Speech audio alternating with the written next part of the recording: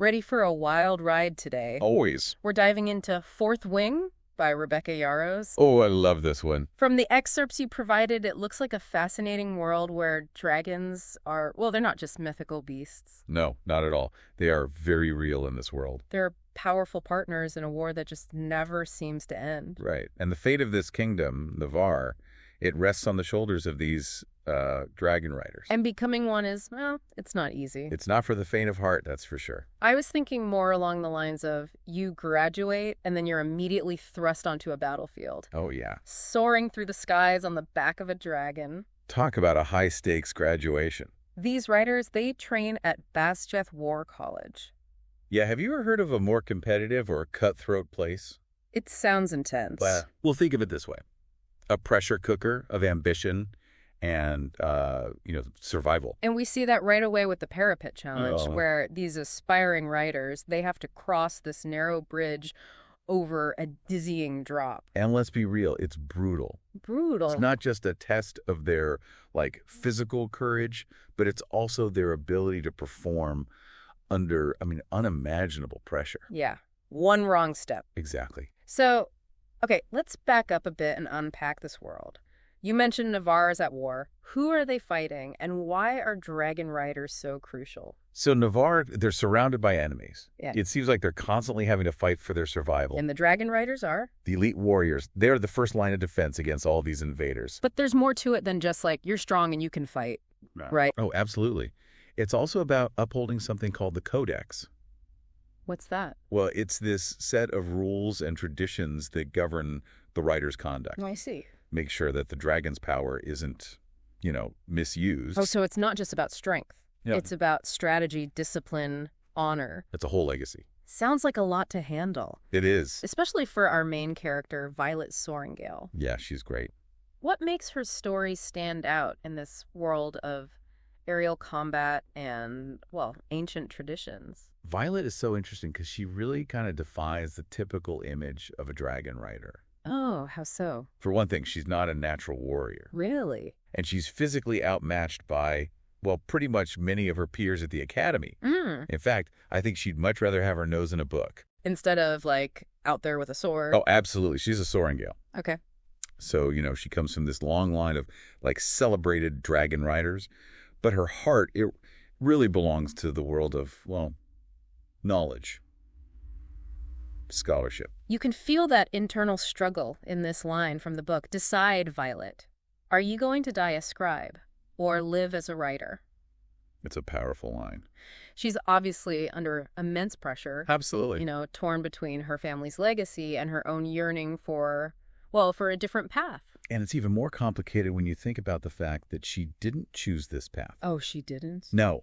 She was basically pushed into this rider squadron. So what does she do? She chooses to fight, Okay. but not with brute force. So both Her intellect, her determination. She's described as petite and prone to injuries, but she has this hidden strength. She's resilient. Yes, Yeah. and that allows her to, to face these challenges head on. She doesn't back down, that's for sure. I think that's what makes her relatable. Definitely. She's not a superhero. No. She's just a young woman trying to overcome her own limitations.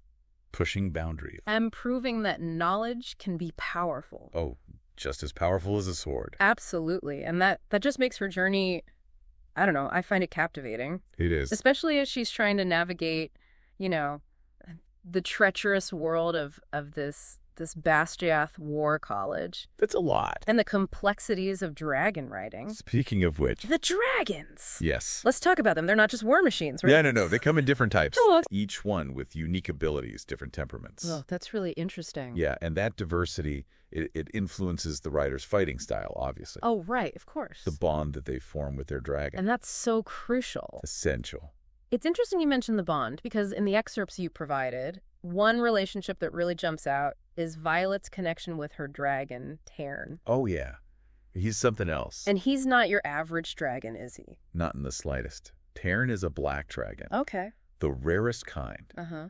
The most powerful. Wow. Feared, even among other dragons. Oh, wow. Yet his presence it's imposing. I bet. I mean, imagine a creature so massive, his voice makes the ground tremble. Ooh. There's this aura of danger surrounding him, a legacy of past battles. a lost rider. He sounds terrifying. He's intense, that's for sure. But there's this sense that he chose Violet for a reason. It is fascinating. Yeah. You have Taryn, this powerful, independent creature, and he chooses Violet. Right. This young woman who, let's be honest, doesn't really fit the typical rider mold. So what is it about her? Well, it suggests that he sees something in her. Like what? Hidden potential. A strength that runs deeper. I mean, their bond, it's unconventional right from the start. Oh, so. Their first real encounter is during this event called the Threshing. Okay. And he basically swoops in to save her from these other dragons. Really? Talk about a grand entrance, right? That's pretty dramatic. Their partnership, it breaks all the rules from the very beginning. And it seems like Taryn isn't the only one drawn to Violet. That's what makes this world so interesting. Yeah. It's this web of relationships at Bastia. It really is. And as Violet's trying to navigate this intense environment, she's forming alliances. Okay. Some are supportive, some are a bit strained. Like who? Well, there's Rhiannon. Okay. She's a fellow cadet. Uh-huh. And she really embodies that, classic I was going to say. gung-ho spirit. Yeah, the writer quadrant. Yes, Yeah. exactly. Mm. And their interactions, at least initially, highlight those differences. So. Well, you have Rhiannon, who's so enthusiastic. Right. And then Violet, who is, she's more reserved. More pragmatic. Yes, exactly. But despite these differences, a genuine friendship develops. It makes me wonder if Rhiannon is drawn to Violet's, I don't know, maybe thoughtfulness. Oh, possibly. And Violet probably appreciates, having someone so optimistic. Oh, for sure. Yeah. Especially in such a, high-stakes environment. Oh, absolutely. And then we have Dane. Oh, right. He's Violet's childhood friend, Uh-huh. and he clearly has feelings for her. Yeah, it seems like more than friendship there. Oh, yeah. And it just adds this whole other layer of complexity to her relationships. Definitely. This sense of familiarity, but also, unspoken emotions. A little jealousy, maybe. I'm picking up what you're putting down for sure. As he's watching her interact with others. Especially with, Oh, here we go. Zayden Ryerson. Oh, Zayden, yeah. He's a mystery. From the very beginning. Right. He's introduced as this, skilled but ruthless wing leader. He's full of contradictions, that one. Oh, how so? Well, he can be so aloof. Right. Demanding. Yeah. He's so harsh with her during training. Right. But then you see these glimpses of something else there. Like what? Protectiveness. Right.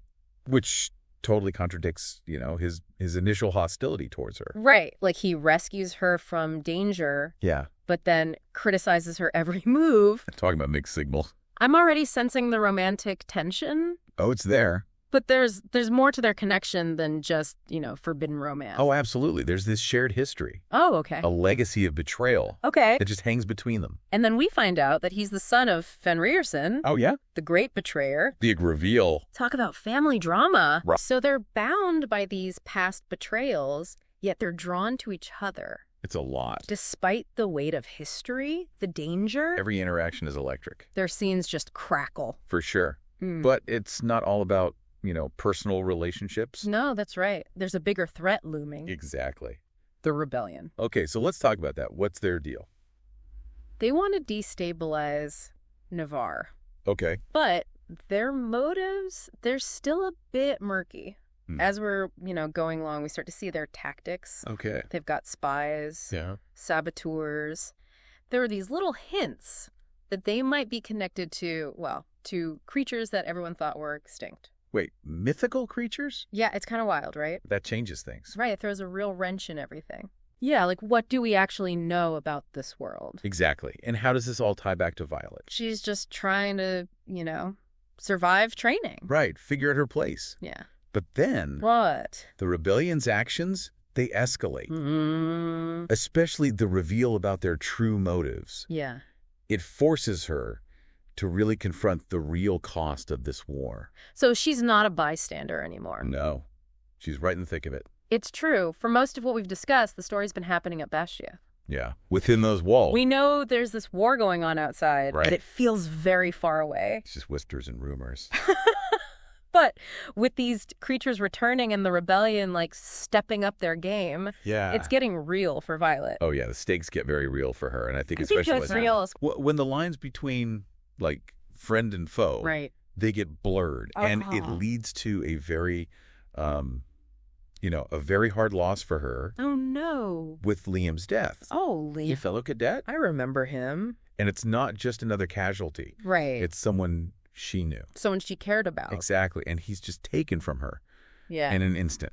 I have to say, even just reading the excerpts, that was rough. It hits hard. Yeah. And you mentioned earlier, Violet has this inner steel, Right. and we really see it after this happens. Yeah, she has to dig deep. She channels her grief, Oh, yeah. her anger, everything. She's got this steely resolve now. But it's not just about revenge, right? No, It's bigger than that. it's about protecting the people she cares about The people that are left. and fighting for a future where this doesn't happen again. Yeah.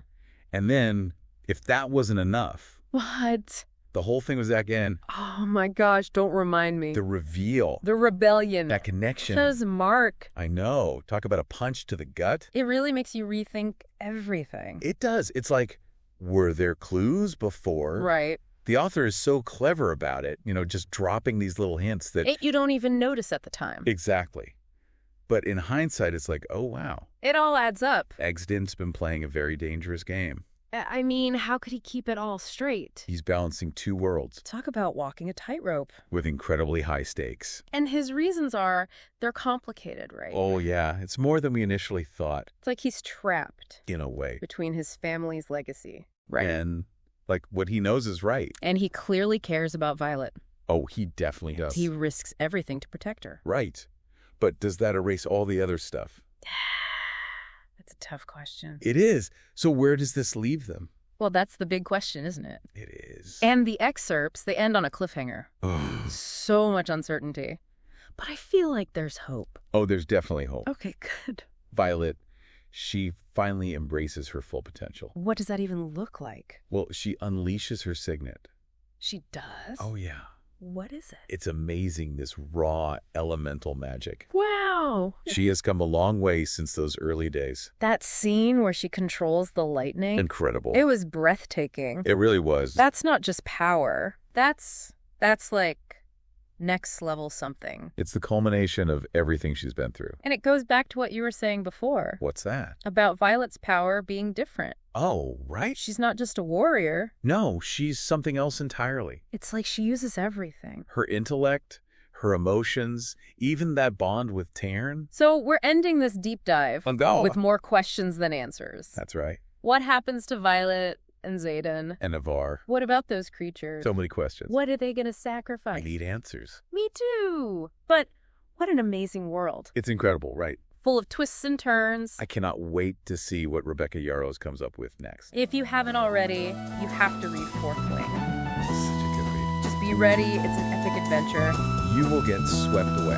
It's been such a fun deep dive. It really has. Until next time.